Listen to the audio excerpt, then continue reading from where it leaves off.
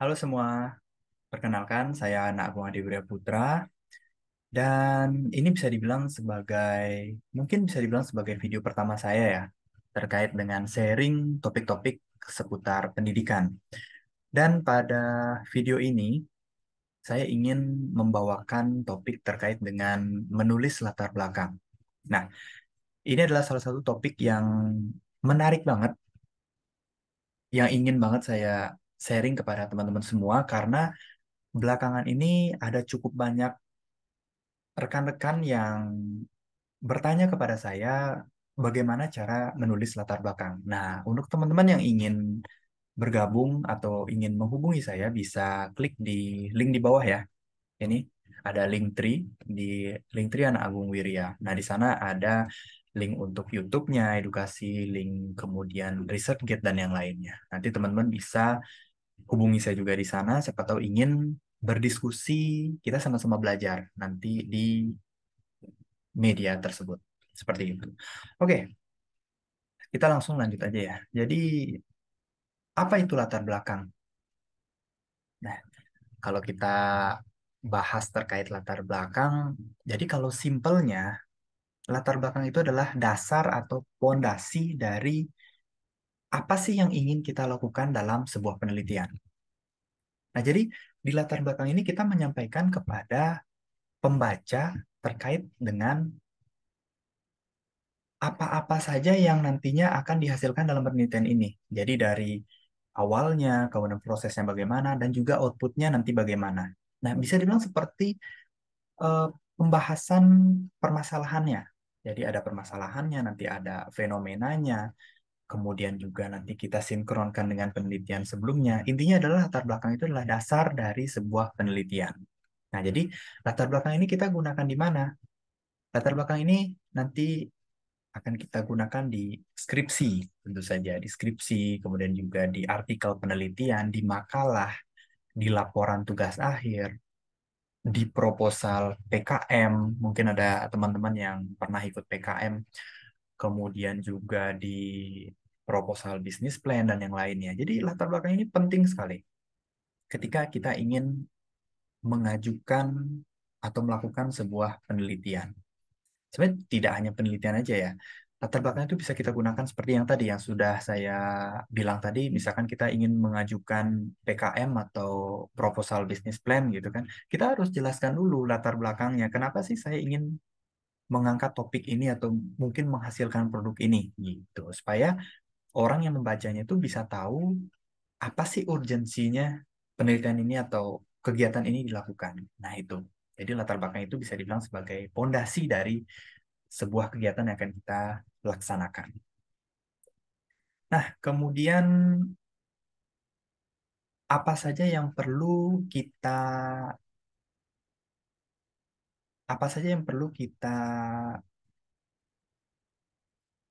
perhatikan saat kita ingin menulis sebuah latar belakang. Nah, ini bisa digeser ya. Ini maaf kalau misalkan kalau nggak salah di pojok kanan atasnya ada video kecil saya gitu ya, video muka saya. Ini kelihatan nggak ya? Saya dari tadi coba geser-geser biar teman-teman nggak terhalang ya. Semoga sih bisa digeser-geser ya nanti ya. Ini soalnya saya udah geser, nggak tahu nanti di hasil video bagaimana. Jadi ada 5 yang biasa saya perhatikan dalam menulis sebuah latar belakang. Jadi yang pertama tentunya sebagai hal yang paling penting adalah kita harus menentukan dulu topik penelitiannya apa atau kegiatannya nanti apa yang akan kita lakukan. Nah, kita harus jadi sebelum kita menulis latar belakang, kita harus tahu dulu nih topiknya apa. Skripsi kita ingin mengangkat tentang apa dan apa yang ingin kita bahas seperti itu. Kemudian kita deskripsikan topik tersebut. Kita jabarkan, kita jelaskan apa saja yang sekiranya ingin kita lakukan, kemudian kira-kira nanti maksudnya outputnya apa, urgensinya bagaimana, kebaruannya apa, seperti itu. Kemudian juga kita temukan fenomena terkini. Nah, ini penting diperhatikan untuk kita taruh nanti di tulisan kita terkait di latar belakang. Jadi misalkan nanti deh kita akan bahas ya di slide selanjutnya ada contoh dari sebuah topik skripsi atau topik laporan penelitian. Nah, kemudian selanjutnya adalah identifikasi masalah. Jadi identifikasi masalah ini bisa kita dapatkan melalui wawancara atau observasi atau mungkin kita temukan data dari Badan Pusat Statistik ataupun kita mencari data melalui penyebaran angket dan yang lainnya. Berarti kita rumuskan masalahnya dan kita paparkan di latar belakang tersebut. Kemudian juga kita harus memperhatikan hasil penelitian sebelumnya. Jadi itu kita kaji nanti.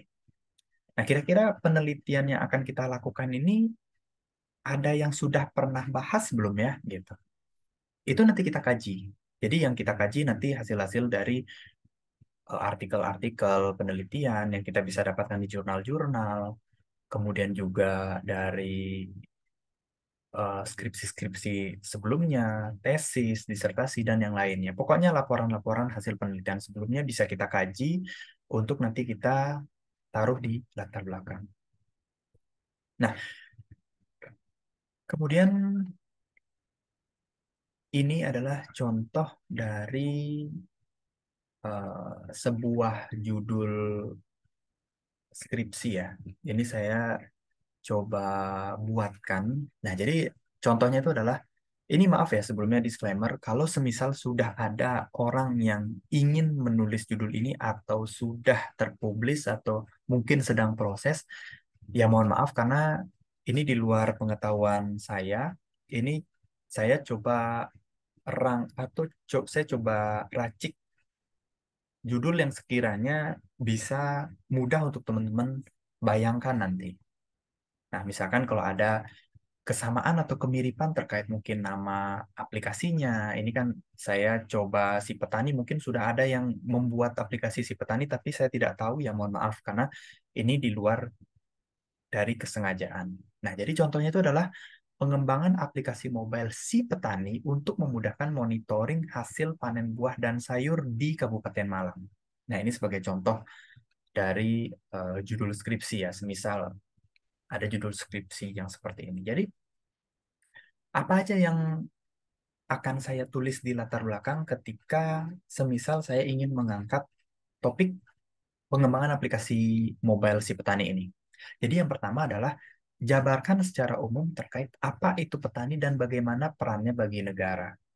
Nah, jadi ini di paragraf 1 kita bisa taruh misalkan contoh, oh kalau kalau yang biasa kita sudah pernah baca atau pernah lihat ya, misalkan kayak Indonesia merupakan salah satu negara kepulauan terbesar yang merupakan negara agraris, oh, mayoritas penduduknya adalah petani dan bla bla bla bla bla. Kemudian juga petani, kemudian di kalimat selanjutnya petani merupakan bla bla bla bla, merupakan sosok individu atau tokoh yang mengelola sebuah lahan atau bla bla bla bla. Nanti teman-teman bisa cari apa pengertian petani, kemudian juga bagaimana perannya bagi negara. Kelangsungan hidup sebuah bangsa ditentukan oleh petani, misalkan seperti itu. Itu berada di paragraf pertama. Kemudian di paragraf selanjutnya, kita jelaskan nih pentingnya monitoring hasil panen. Nah, hasil panen petani sangat erat mungkin dengan ketahanan pangan sebuah negara. Jadi pentingnya apa? Kita mungkin supaya lebih tertata data-datanya nanti biar lebih transparan. Ini di lahan satu ada berapa ton, di lahan dua ada berapa ton, itu kita paparkan di paragraf kedua. Kemudian di paragraf ketiga, itu kita bisa tambahkan fenomena terkini terkait dengan hasil petani. Misalkan kita pernah mendengar berita adanya penimbunan, mungkin adanya penimbunan hasil panen petani, mungkin hasil panen bawang atau hasil panen cabai mungkin. sehingga di pasaran itu langka dan harganya naik, tapi ketika naik justru ada banyak sekali cabai sehingga harganya meroket dan itu mungkin ada ya permainan-permainan di sana. Kita jelaskan fenomena-fenomenanya. Mungkin petani ada kekeringan atau mungkin terlalu banyak hasil panen jeruk sehingga harganya turun. Nah, itu penting untuk dimonitoring nantinya. Nah, setelah kita paparkan fenomena terkini terkait dengan eh,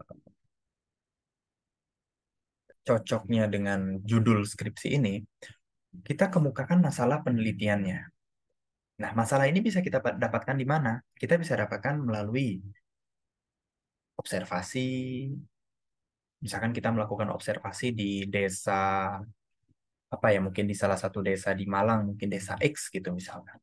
Kemudian juga setelah kita observasi, oh ternyata panen jeruknya banyak banget di sini. Sampai harganya murah, kemudian juga kita saat datang ke TKP-nya itu kita lihat banyak sekali ada jeruk. Kemudian ya intinya sampai orang-orang pun bisa makan jeruk di sana dengan gratis gitu saking banyaknya. Kemudian juga wawancara, misalnya kita wawancarai seorang petani.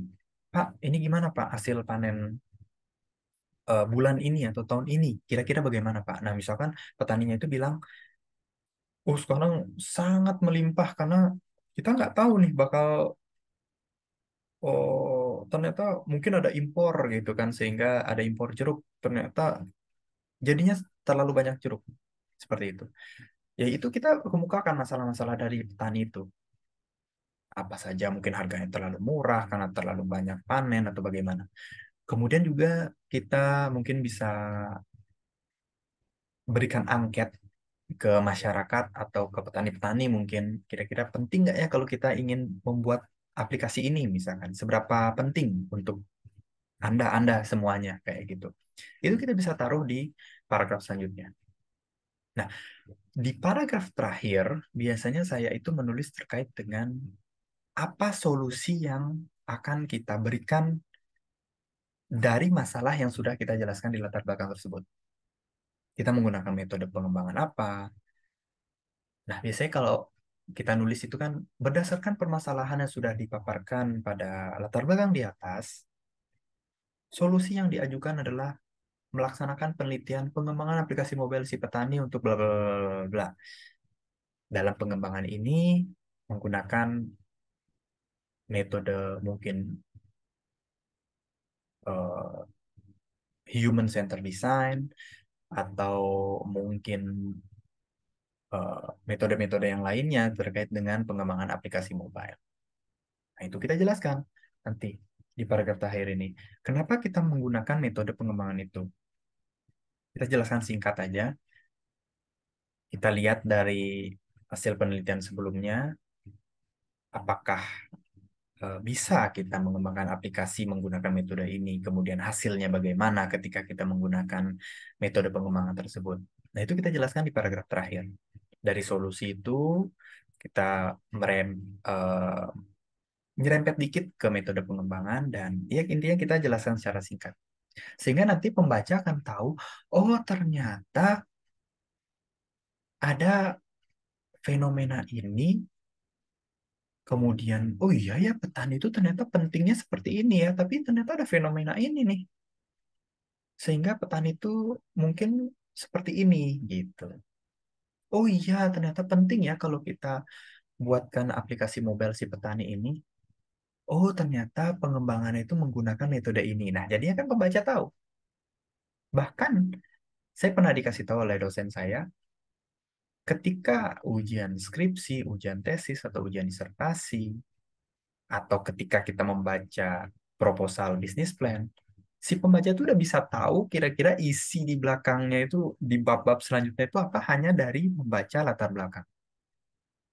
Ya tentu itu bisa dibilang dari kisi-kisi dari penelitiannya kira-kira apa saja. Tapi ya jelas kita harus baca bab 2, bab 3, bab 4 dan bab-bab yang lainnya untuk mendapatkan informasi secara detail terkait dengan penelitiannya. Nah, jadi itu dia yang saya tulis kalau semisal ada contoh judul seperti ini. Nah, baik. Sekian video dari saya. Mohon maaf apabila ada kesalahan kata ataupun kesalahan yang lainnya. Untuk teman-teman yang ingin tetap terhubung dengan saya, bisa kunjungi link berikut atau bisa scan barcode berikut. Oke, sekian. Terima kasih. Sampai jumpa.